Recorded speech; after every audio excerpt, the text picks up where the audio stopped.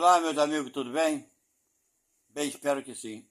Estamos de volta aqui então para falarmos um pouco mais sobre a doutrina espírita. Aqueles que estão aqui há muito tempo já sabem que o nosso canal tem muita informação, né, sobre o espiritismo. E nós vamos falar hoje sobre o animismo e o que vem a ser o animismo. Para aqueles que estudam a doutrina espírita, né, já sabem do que se trata o animismo, ok? Mas para aqueles que têm apenas assim, uma simpatia do espiritismo, que gosta de saber de algumas coisas, eu vou explicar para vocês, tentar explicar para vocês. Se ficar alguma dúvida, vocês mandam a pergunta aqui nos comentários, ok? Eu teria um grande prazer de informar a vocês, né? Conversar com vocês e tentar explicar alguma dúvida que vocês tenham, ok? Então vamos lá. Todo médium, todo que trabalha numa casa espírita kardecista, sabe muito bem do que se trata animismo, ok? Mas para aqueles que não são médios, eu vou explicar. Nós todos, seres humanos, somos médiums. Por que somos médiums? Porque nos encontramos, né, presos ao corpo e somos o que? Espíritos. Ora, se eu faço parte, quando saio do corpo, na vida espiritual, né? Quando eu morrer, eu vou para a pátria espiritual. E enquanto eu não morro, eu estou aqui preso ao corpo. Então, o espírito no corpo está entre a matéria, que é o corpo, e a parte espiritual, que é a nossa essência. Deu para entender? Por isso, todos nós somos médios. Todos nós temos e recebemos, né, essa intuição dos nossos irmãos que estão na pátria espiritual. Às vezes chamamos eles, alguns deles, de anjos de guarda, né? Do nosso guia espiritual e por aí vai. Então, mesmo aquela pessoa que não é espírita, já ouviu falar do anjo de guarda, que não deixa de ser o que? Um guia espiritual, que nos acompanha. Ele comunica com a gente quando há necessidade, nos avisa de um problema, nos avisa de um buraco na rua, nos faz parar de atravessar a rua em determinado momento, porque vinha um veículo na nossa direção. Não é isso? Então, todos nós somos médicos, querendo ou não, porque estamos sempre em contato com a pátria espiritual, que é a nossa essência. Ok? Agora, dentro do meio espírita, a mediunidade, existem vários tipos de mediunidade. Deu para entender, né? Tem a do médium sensitivo, que ele sente as coisas. Tem o médium que ouve o espírito falar no ouvido dele. Tem o médium que é o vidente, que é o que vê. Ele vê os espíritos, né? Chega às vezes a confundir o espírito com a pessoa viva. Pensa que a espiritualidade é de uma pessoa viva, e não é. É de uma pessoa desencarnada, ou seja, de uma pessoa morta, ou seja, é de um espírito que já viveu. Tem um médium que, na hora do trabalho mediúnico, fala, é um médium psicofônico, aquele que escuta no seu ouvido ou ouve em seu cérebro, ok? E reproduz aquilo que ele está ouvindo. E tem um médium que faz a psicografia, ok? Tem um médium de transporte, que ele sai do corpo e vai até o local onde ele deseja ir. Aliás, esse tipo de mediunidade de transporte é muito explorada pelos militares, principalmente dos Estados Unidos, ok? O negócio é sério, vocês pensam que é brincadeira, mas não é não. O negócio é muito sério. A espionagem norte-americana usou, não sei se faz isso hoje, mas usou muitos médiums, ok?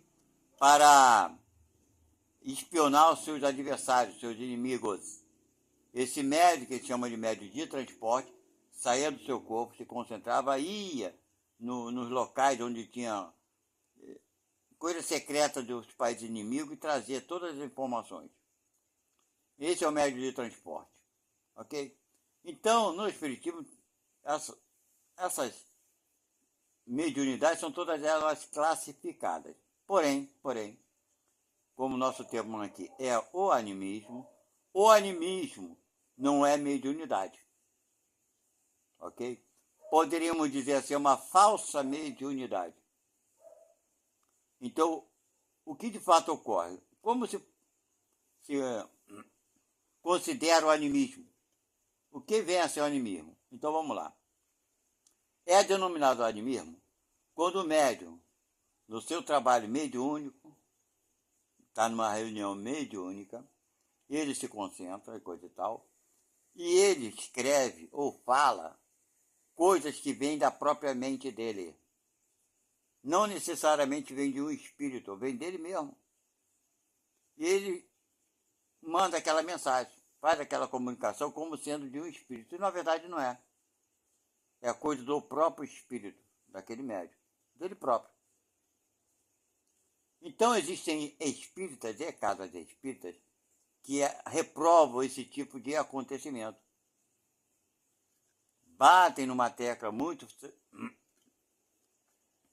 firme nessa tecla que o médium não pode, de forma alguma, permitir esse tipo de ação ou de atitude.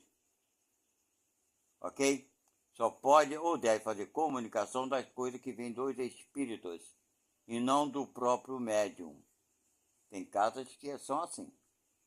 Mas existem outras casas que não são assim, que aceitam essas comunicações, que inclusive até inspira seus médios a fazerem esse tipo de trabalho, né, animismo. Permita que eles próprios, os médios, escrevam e falem aquilo que está sentindo. Bem, na casa que eu trabalhei por muitos anos, mediunicamente, nós estudávamos lá nessa casa tudo que se refere à mediunidade, ao espiritismo e tudo mais, né? E uma vez, logo no início que eu comecei a trabalhar nessa casa, o dirigente do trabalho mediúnico, antes de começar a parte mediúnica, porque nós estudávamos antes de fazer a parte mediúnica, era assim que nós trabalhávamos. Depois de feito um estudo de aproximadamente 30 minutos ou mais, aí depois vinha a segunda parte, que era a parte mediúnica. E ele falava assim sempre: olha, se vocês médium sentirem que a coisa vem da cabeça de vocês, que a ideia é de vocês mesmos, não se preocupem com isso. Falem, escrevam. Não tenham vergonha, não tenham medo de escrever aquilo que vocês estão pensando, aquilo que vocês acham que é da cabeça de vocês. Ok? E ninguém falava nada, todo mundo ficava calado.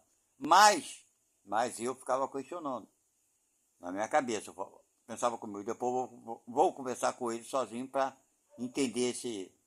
Porque ele aprova isso quando tem outras casas que reprovam. Aí eu fui falar com ele. Falei, cara, deixa eu te perguntar, você fala para a gente deixar que as coisas venham na nossa... Se for da gente mesmo, que a gente escreva, que a gente fale, né? Que geralmente lá no nosso trabalho mediúnico era psicografado ou psicofônico, o médico falava, uma coisa ou outra. Aí eu falei com ele, você está estimulando? Ele falou, não, vou te explicar. Ele falava, me chamava de cara. Deixa eu te explicar, cara. O médico, quando está começando a trabalhar, ele tem receio exatamente disso. De escrever as coisas que ele acha que é da cabeça dele. De falar coisa que ele acha que é a coisa que ele está pensando. E esse medo que o médium tem acaba travando e não permitindo a comunicação. Aí eu falei, mas então como é que vamos lidar, saber se é do médium ou não é? Ele falou, isso pouco importa. Eu falei, como pouco importa se for do próprio médium? Ele falou, pouco importa, deixa eu falar para você. Ele falou para mim. Eu falei, tá, fala então. Você é o quê? Eu falei, eu sou eu. Ele falou, não, você é o quê? É um espírito que está preso no corpo, não é isso? Eu falei, realmente eu sou o espírito, estou preso no corpo, estou vivo ainda. Pois então, se nós vamos trabalhar mediunicamente para receber mensagens dos espíritos, que nós nem conhecemos, não é assim que a coisa é? Eu falei, então você não é um espírito? Eu falei, sim. E por que eu não posso? Você não pode mandar também a tua mensagem? As coisas que você pensa? As coisas que você acredita? Por quê? Qual a diferença da tua opinião para um espírito desencarnado? Você é espírito que está preso ainda. Então tua opinião, teu ensinamento não vale nada. Se você for buscar esse teu ensinamento no teu cérebro espiritual, no momento que você se concentrou, coisa de vida passada, que tu sabe que nessa vida está apagada, você recorre a esse arquivo.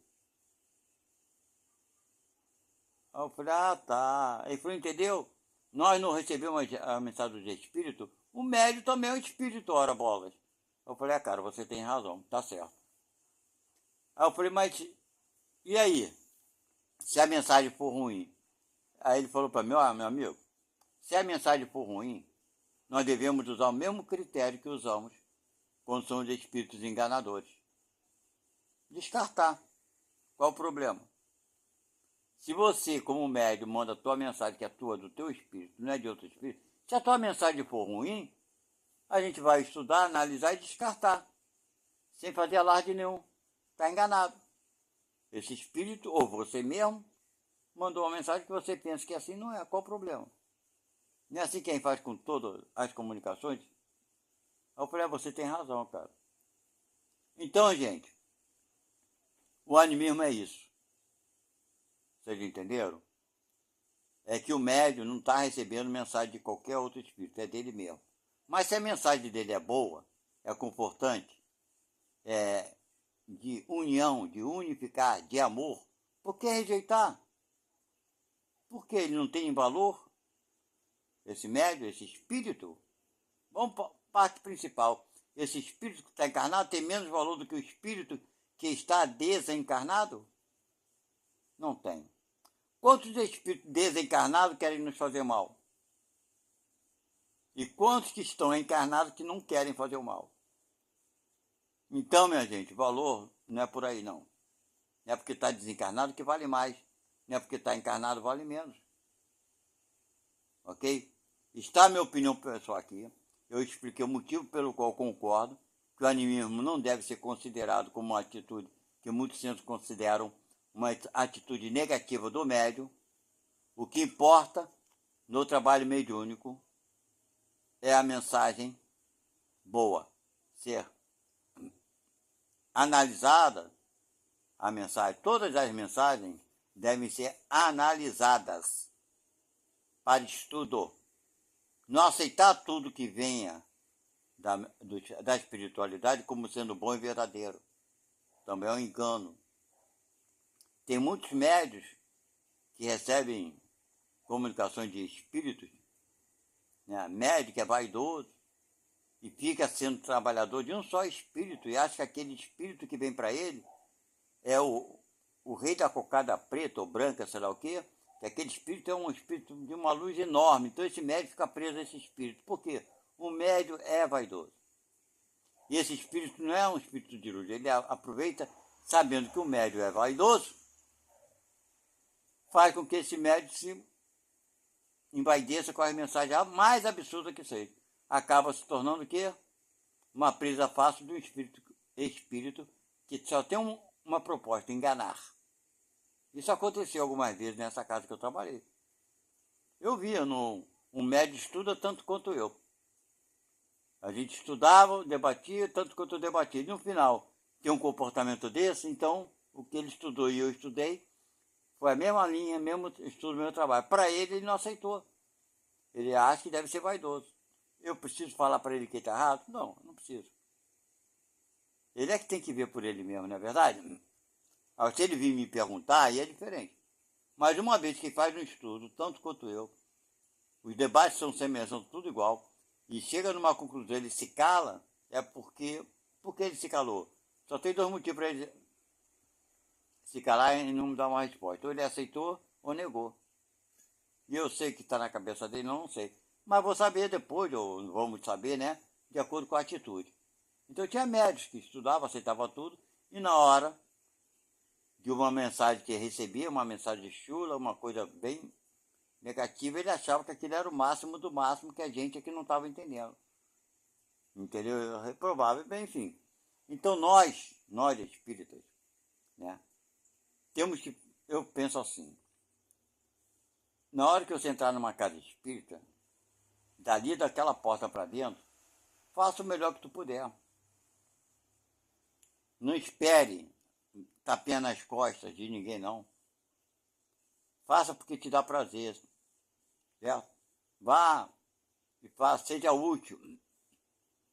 Trabalhe mediunicamente. Receba a mensagem. Se ela for ruim, ali analisou, o dirigente é responsável por isso, vai falar, essa mensagem não é boa não. Esse irmão está precisando de ajuda. Aliás, vou contar uma coisa para vocês aqui. Eu frequento essa casa há bastante tempo e tinha espírito lá, né, que se manifestava, isso aconteceu algumas vezes, que a primeira manifestação desse espírito na casa foi assim, do espírito revoltado, que estava com raiva, que estava perseguindo e queria o mal da pessoa e coisa e tal, o espírito nesse sentido. E ele foi, a primeira vez que ele apresentou lá, e eles nunca estão equilibrados, ok? Então ele se apresentou lá, se manifestou de uma coisa absurda. Que gera até um certo desequilíbrio, os médicos estavam concentrados, é uma coisa maluca, mas vamos lá. Mas então, o dirigente conseguiu acalmá-lo um pouco, coisa e tal, e ele saiu dali, esse espírito saiu sendo levado por outros espíritos que são superiores, né? Para levá-lo para tratamento. Esse irmão depois apareceu uma outra vez um pouco mais calmo. Já numa terceira ou quarta vez que ele se manifestou, mas não foi assim, na nossa semana, não, alguns meses depois, quando ele se manifestou, ele veio agradecer que ali naquela casa que nós trabalhávamos, ele estava com raiva, com ódio do que tinha acontecido com ele, que ele não aceitava. Ele estava ali para se vingar, claro, né, porque não tem obsessor que é de graça. Ele estava para se vingar, porque ele passou por uma situação, né? E depois foi esclarecido, foi sendo auxiliado. Depois ele começou a trabalhar, né, para ajudar a outros espíritos que se encontravam como ele se encontrava antes de chegar na casa, ou seja, outros obsessores, a tirar outros irmãos da escuridão. Passou a ser um trabalhador da luz. Sabe? Isso foi o depoimento do próprio espírito. Ninguém, tipo assim, inventou isso. Ele mesmo foi pela última vez lá e agradeceu, né? De poder estar, e dali de vez em quando ele se manifestava no médio no outro lá e dava o nome dele. Mas enfim, então são coisas fantásticas que acontecem quando você vai lá para fazer o bem. Ninguém vai para um trabalho mediúnico, né? Não deve ser assim por vaidade, ok? Então, gente, é isso. O animismo é esse tipo de acontecimento que ocorre com o médium no momento de trabalho. Mas é a mensagem, se o animismo, né, e a mensagem que esse próprio médium traz é boa, é de conforto, é de elevação moral ou espiritual, deve ser, sim, muito bem respeitada, muito bem aceita. Da mesma forma, se for uma mensagem chula, negativa, de separação, de desconfiança e coisa e tal, deve ser ressarcida, jogada no lixo, conforme se faz quando um espírito vem e manda uma mensagem também absurda. Ela deve ser desconsiderada e jogada no lixo. Então, qual o problema principal? Não digo problema. A preocupação principal? O conteúdo. Sempre o conteúdo. Ah, mas quem assinou isso foi João, foi Paulo. Você sabe se foi João, foi Paulo, foi Pedro? Se foi um dos apóstolos de Jesus ou se foi um espírito mentindo, fingindo que era. Ninguém sabe, a gente não tem tanta evolução espiritual assim para considerar e saber. Ok? Então, é isso. O importante é o conteúdo, é a mensagem. E não a assinatura. Se a mensagem é boa, seja do próprio médium ou de um espírito bacana. Se a mensagem for ruim, seja do próprio médium, o animismo, ou seja, de um espírito, também deve ser o que descartada, se a mensagem é ruim. Então está aqui explicado, para quem não é espírita, mas que já entendeu um pouquinho do que vem a ser médium, é isso. É uma manifestação falsa, ou seja, é o próprio médium que escreve, que manda a mensagem. Ele não está incorporado. Ele nem, muitas vezes o médium não sabe que é falso. Vocês estão entendendo? Muitas vezes o médium pensa ele que é um espírito. Aí ele manda a mensagem. Esse médium não tem medo. Agora, quando o médium faz isso de propósito, aí uma coisa aí é diferente. Aí já não é inimigo. Aí já é enganação. Vocês entenderam? Mas quando é enganação, quando o médium tem interesse de enganar, de inventar historinha, o dirigente e qualquer outro espírita que estudou um pouquinho já sabe que é mentira, que é enganação, porque são as coisas mais absurdas que pode ser, o cara escreve. Então, com toda a educação, com todo o respeito, descarta essa mensagem. Ok? Por isso que é muito importante. Quando o mestre se concentra fazendo um trabalho para o bem, ele mesmo tira dele as coisas boas dele para os outros. Isso aqui é importante, ok? Então tá aqui, não esqueçam de se inscrever no nosso canal, de dar aquele apoio e dar aquele joinha para ajudar o canal, claro, e ao maior número de pessoas. Fiquem na paz de Deus e até a próxima. Tchau.